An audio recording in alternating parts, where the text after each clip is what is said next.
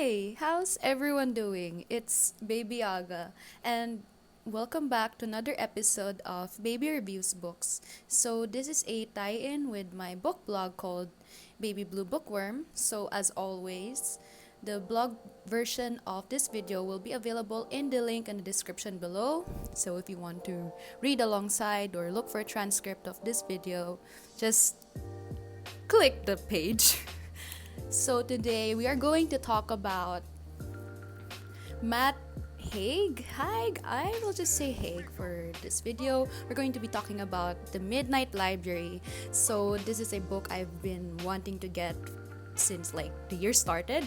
I actually went window shopping once with a friend and I saw this book and it caught my eye and I was like, I better get that book. So I was like, okay, I'm gonna save some money here and there, and lo and behold, after like 3-4 months of looking for the book, especially since the first time I saw it, rather, it was just like the last copy. So I was like, I better get my hands on that book, and finally I was able to get it.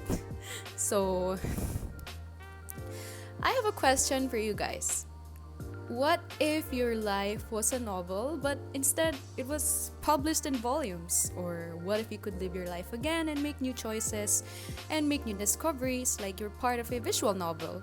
Well, Matt Haig's novel, The Midnight Library, tells it all. Nora Seed's life has just gone from bad to worse. First, her cat Voltaire, aka Volts, dies, and Nora's friend Ash finds her dead cat on the street and informs her of the bad news. Nora also loses her job with her boss Neil because he sees that her mental health or mental state has been badly affected.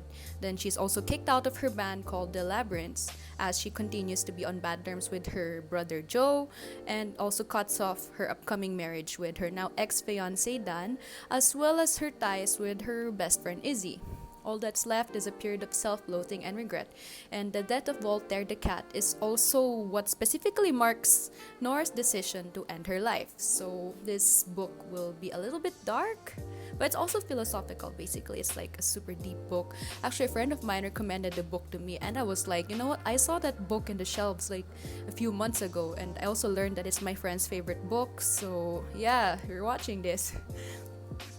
Nora decides that maybe it may be time for her to end the wasteful life she thought she had lived, and she even posts a suicide note, or perhaps a post, on her social media, and even leaves a voice message for her brother.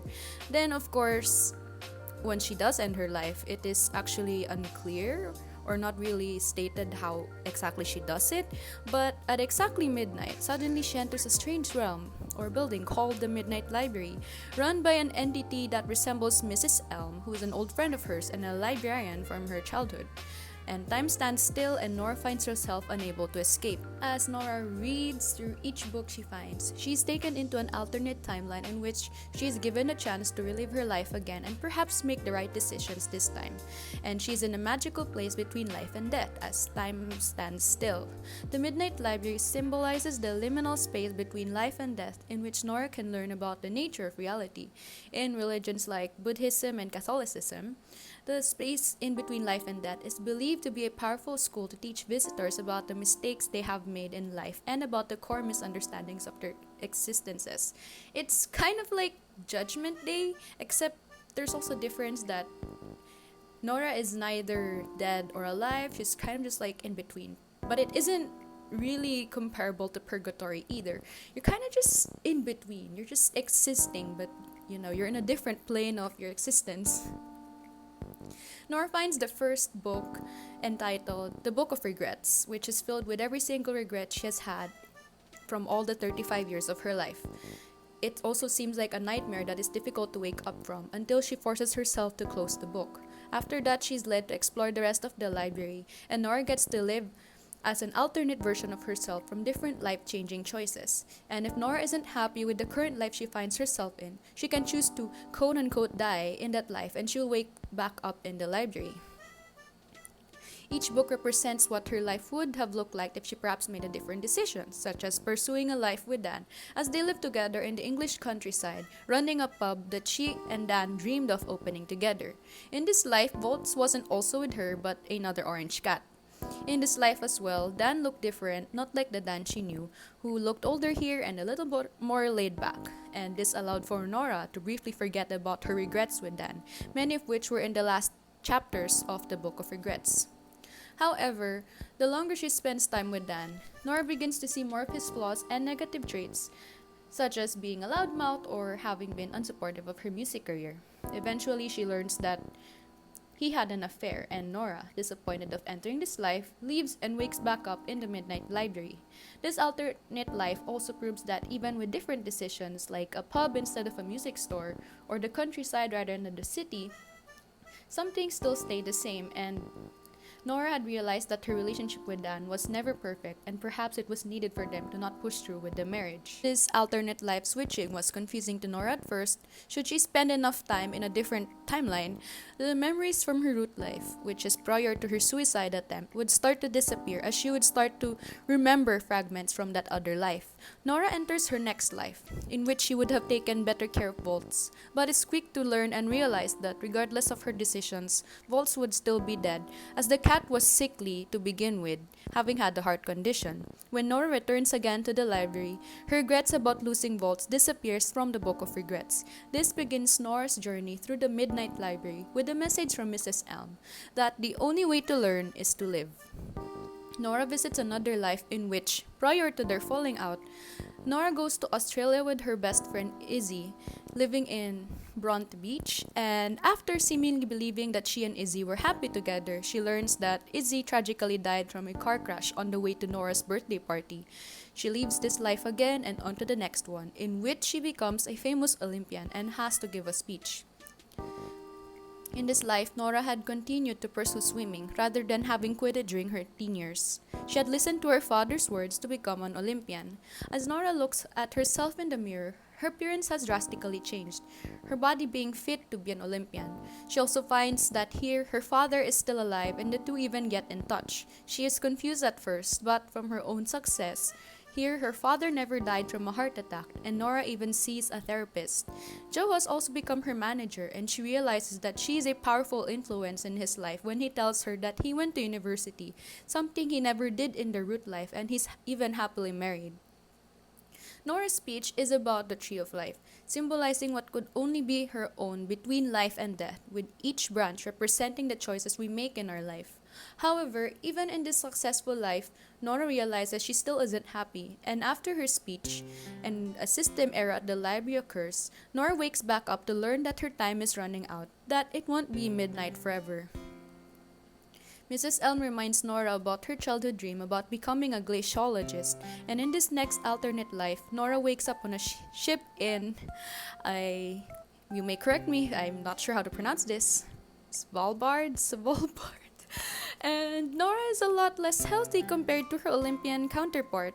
Nora's role in the ship is a spotter on the lookout for polar bears, but while her other travel companions are doing field work, Nora is only assigned to shoot any potentially dangerous bears.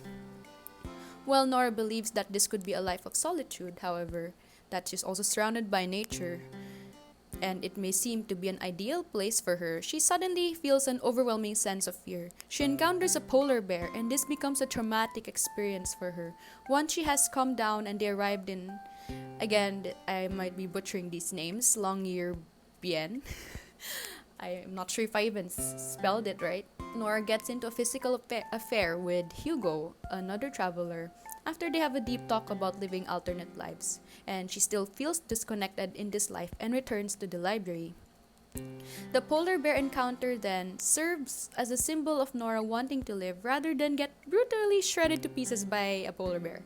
Nora begins to understand that life is fundamentally mysterious and unknowable. In each life she's visited, she had a different sense of freedom, but Nora understands that these forms of freedom also come with a price. Someone dies, someone fears for their life, someone lives, but someone also suffers. For each time Nora returns to the library, the more she realizes that she wants nothing more but to live, and the Book of Regrets grows thinner each passing visit. In her next reality, Nora becomes a famous musician, her band with Joe, the Labyrinths, reaching its peak success. However, in this reality too, Joe is not a present member. Instead, it's Ravi, her brother's best friend. And here, Izzy is also one of her biggest fans, and Nora even caught the attention of an actor she has idolized for a while now, named Ryan Bailey. And of course, they used to be together, but have just broken up. But even seeing his face every time still leaves her to be starstruck. It's also another reality filled with seemingly perfect success. However, she had a toxic relationship with Ryan Bailey, and Dan was also kind of like a creepy stalker instead of like her fiance from her root life, perhaps an obsessed fan. And she also suffered from extreme writer's block, her songs having consisted of lyrics only about anger or grief, if not both. The character of Ryan Bailey also presents the lure of fantasy and the unpredictability of desire. In nearly every life Nora visits, her celebrity crush on Bailey has a presence, whether it's through watching his movies or reading his interviews. She also fantasizes about Bailey, imagining having deep convos about philosophy with him, or creating stories about who he is based on his appearance and his acting. And her fantasies with him represented a desire to chase after a life of fame. In other words, I'd like to say that Nora liking or like having a huge crush on Bailey was kind of like, in our terms, we call that delulu. Sounds a lot like me.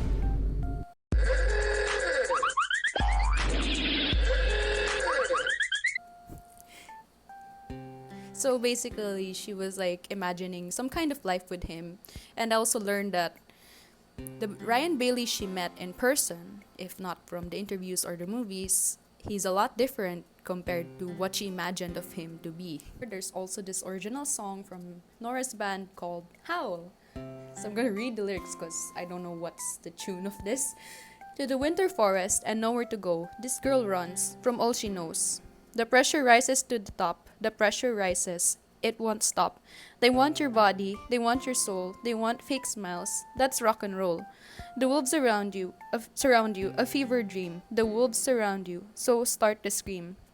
Howl into the night, howl until the light. Howl your turn to fight. Howl just make it right. There's also a swear word here, so I'm just gonna skip that. You can't fight forever. You have to comply. If your life isn't working, you have to ask why. Remember when we were young enough not to fear tomorrow or mourn yesterday, and we were just us, and the time was just now, and we were in life, not rising through, like arms in a sleeve, because we had time. We had time to breathe. The bad times are here. The bad times have come, but life can't be over when it hasn't begun. The lake shines and the water's cold. All that glitters can turn to gold. Silence the music to improve the tune. Stop the fake smiles and howl at the moon. Howl into the night. Howl until the light. Howl your turn to fight. Howl just make it right. After this reality ends, Nora tells Mrs. Elm she had caused others pain.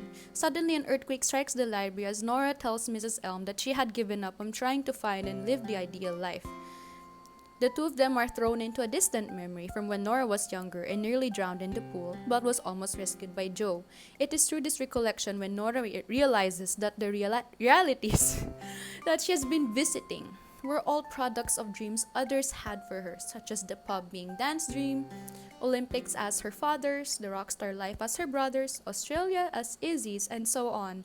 And it was even Mrs. Elm's dream for Nora to become a glaciologist. She looks for a book representing a life of her own dream, in which Nora is a veterinarian. She cares for dogs and is even dating another man, her co-worker named Dylan. Their date night consists of watching a Ryan Bailey film. Well, Nora is lost in thought, comparing Dylan to a golden retriever. I swear, Matt Haig was onto something here. However, Nora doesn't feel like there's a spark between her and Dylan and believes that this lad deserves better and returns to the library and onto a life with another man. But this time, this man wasn't really named or mentioned much. They just lived at this posh vineyard, which Nora only kind of like had a small thought about when she read about a vineyard on a wine bottle. And of course, she was still like, meh, and she returns again and then she gets lost in the library. She loses her way and has tried a different life to live. But the thing is, each life can only be visited once. She suddenly remembers Ash, who told her about vaults, and looks for one last book. A life in which she and Ash ended up together. Because here, Nora has decided to say yes to a coffee date with him, in which she could not do before because she was still with Dan. This would have actually been the ideal life for Nora. She's happily married to Ash and they even have a child together named Molly.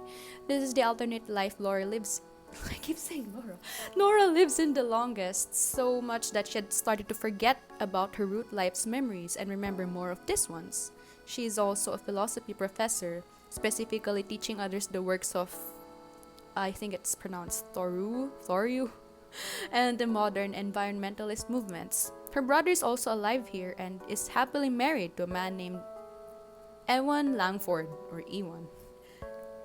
Nora grows to spend time with her family, and it is through this life she feels complete, as she felt like she had been missing love throughout her years of regret. Yet deep down, there's that feeling that perhaps she still does not deserve such a seemingly perfect life.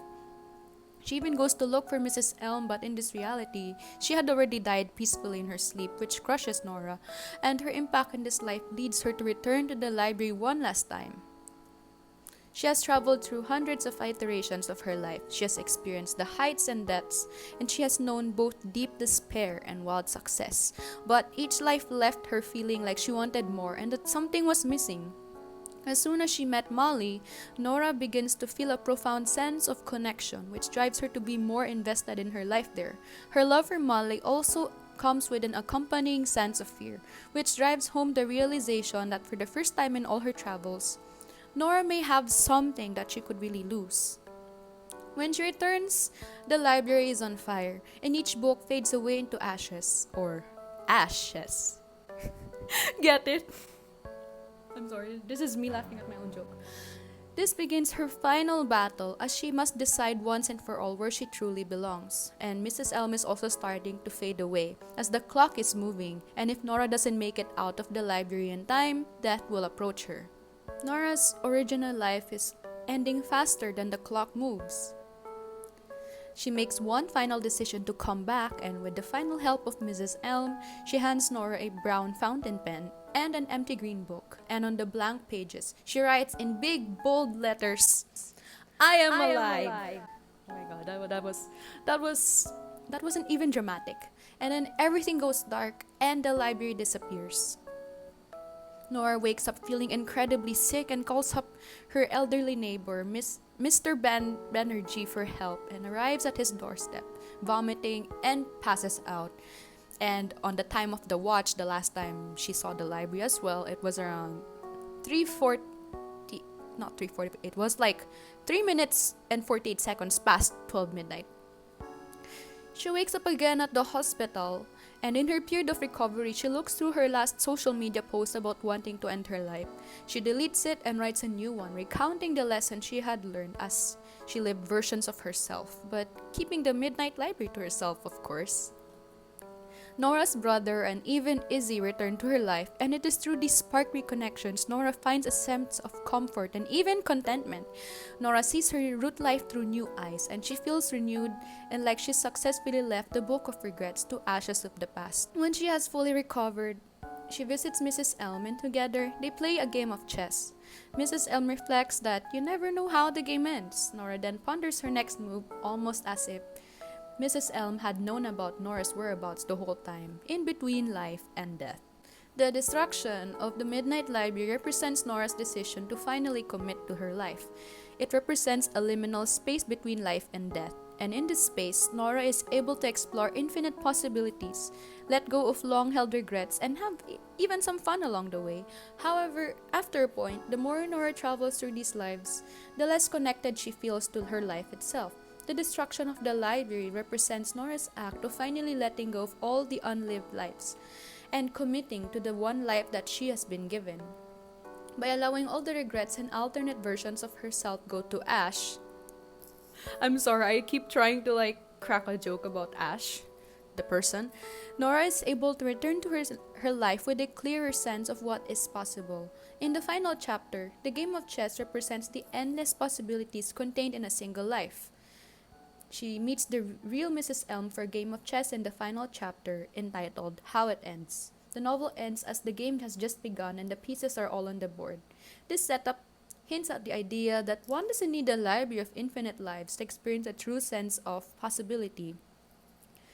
This entire section I just read out loud is from Spark Notes because I'm running out of things to say. And like Nora, I learned a lot as well. I have imagined living different lives too, even before I read this book. Life indeed is filled with endless possibilities, but every decision you make can count.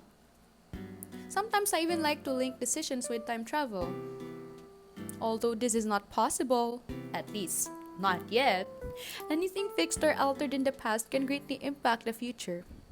It even reminds me of that one My Little Pony Friendship is Magic episode. Please don't ask about my brony face, in which Twilight Sparkle saw different realities affected by what would happen if she and her friends never pursued their dreams as well. Like the Midnight Library, there's this app and game called Episode Interactive Choose Your Story, or just Episode. I used to be an avid player of the platform, and many of the stories I read especially warned us readers of making choices that could further change how the story plays out. From choosing who to end up with, what your career path would be, it's all up to how you shape it. The good thing about Episode is that you can replay the story after it ends and make different choices. That's the fun part about interactive fiction. However, on Nora's case, once she's lived out a certain reality, she can no longer return to it, which is why it is important for her to choose where she truly belongs. I've read other similar stories as well, like Every Day by David Levithan, in which a spirit only known as A, as in just the letter A, wakes up in the body of a different person every day, maintaining the memories of that person, but also of A's own memories. There is also Before I Fall by Lauren Oliver, in which Samantha wakes up reliving the last day of her life as she returns to the events leading up to her death. How her seemingly perfect life was the reason for altering and shattering the rest of the course of her life. There's also another book, but I wasn't able to bring it out because it's like buried deep within the shelves in the library over there. It's another piece of young adult fiction called Don't You Wish. It's called Don't You Wish by Roxanne St. Clair. I think that was the name of the author. It's about this girl, and I remember it because it was one of my favorite stories from when I was just like entering my teen years back then. This main character named Annie is kind of like a plain or boring nobody in her school until for some reason she touches like a weird invention her father has in their house, and then suddenly she wakes up the next morning as like the most popular girl in school, and her name is not anymore Annie, but I think Ayla, if not Anya. Basically, she has a perfect life, but she also realizes that in this life, she was pretty much unhappy because her best friend stopped speaking to her, and she was also surrounded by even more drama. And there's also another book that is also buried in the shelves. It's called Once Upon a Kiss by Robin. I forgot her last name. It also follows a similar plot line, but instead it's caused by a freak accident. Like the main character, I think her name was Zoe. She kisses this guy, her crush actually, by accident. Basically kiss and tell. Then for some reason she wakes up in another reality where she's the most popular girl in school. And one thing I really like about these stories is that even if they don't intend to have any fantastical elements, it's also a story about being careful what you wish for, but it's also about learning how to be content with the life you've already been given. Because just like Nora, even if she found success or found happiness in other lives, she still feels that she's gonna lose these, like she's gonna lose Molly and Ash, or her life as an Olympian just means that there's just more pressure of having to score more gold medals or make her dad proud, or her band with her brother wherein she's constantly tasked to write songs, or even the polar bear encounter. In other words, the life we live is the story we write. I write in my journal every day, and I have also spent my school break looking back onto entries I have written when I was younger, and I could see how my own decisions forever changed how I live my life now. How I fought hard to get into my dream school, how I've had to give up being in certain friend groups just to make room for new connections and relationships. And if I wasn't studying social sciences and their branches now, like sociology, my major, maybe I would have said, like, been an unhappy student working on spreadsheets every day like a business major, or a STEM major blowing up like 3 chemical labs. To end this entry, I'd say this book changed me. Maybe quite literally and also emotionally. This book brought me to tears, as it should have. And I'm talking to you, Jerome. Thanks for the book recommendation, by the way. And I'd say that reading through Nora's endless realities felt like exploring the multiverse. In fact, like Nora, I solely believe that there's an alternate version of me out there with a different life. However, while Nora got to live their lives too, ours will forever go on until the very last day on our own universe. So, special thanks to Spark Notes, my beloved, as always, for helping me with this book review. So, just some final notes before I end.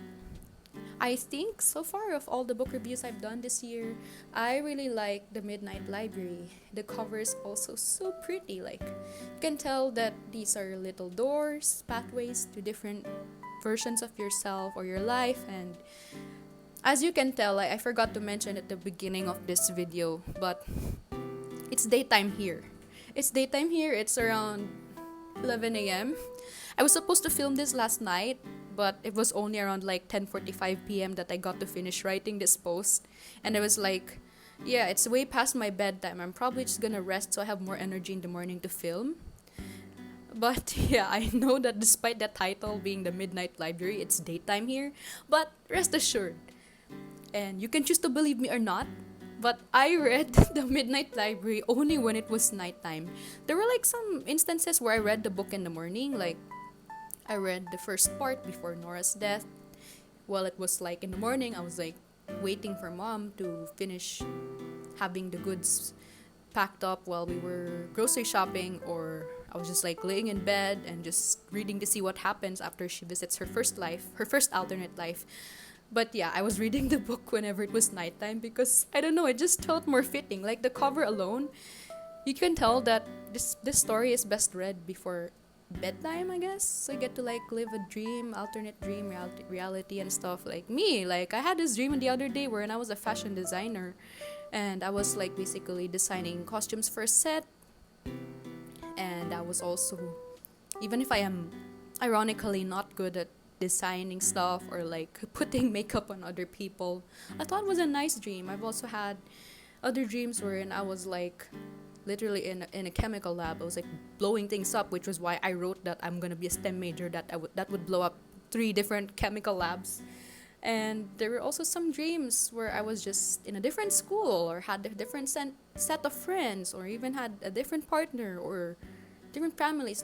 It's kind of just like dreams, except you get to pick how you live out that dream. And while Nora never really found the ideal life for her, even if Molly and Ash were there, it's still a great reminder that we just have to be happy with the life we have. Like there's some instances where we feel a sense of unhappiness, like you may feel that perhaps you're not privileged enough to experience the finer things in life, or I will admit that as cheesy as it sounds, sometimes I'm sad that I never got to read like certain book series during my childhood or teen years. Like I will say it right now, I'm probably gonna get cancelled on the book community over this, but I never got to read Percy Jackson, nor what's that, Shadow Hunters, City of Bones, the one by Cassandra Clare. I never got to read that series. I also never got to read the original, the Narnia books, the Chronicles of Narnia. I also never got to read like the whole Lord of the Rings series, and I'm surprised that the show is still going on until now. And there's just that, I wouldn't say it's a big sense of regret that I never got to experience reading those book series or watching like a lot of anime as a kid, but I'd say that I'm still pretty content because I've still read enough books to know what's really going on in life. Like, some things are just gonna be so complicated, but it's only up to you on how you get to understand and live by that life's rules or even make your own. So, in other words, I really love The Midnight Library so much. I'll even say that it's one of the best books I have read this year, even if I've only read, like, according to my book blog tracker, I've only read like around 10 books, and only 5 of this, including this one, is being blogged on the internet. But still, I learned a lot from Nora's story. The only complaint I have is that I find it funny how in almost each alternate reality she has like a different partner. Like, damn girl, make up your mind. But yeah, as always, thank you guys so much for watching and sticking with me on this long journey and Nora's journey.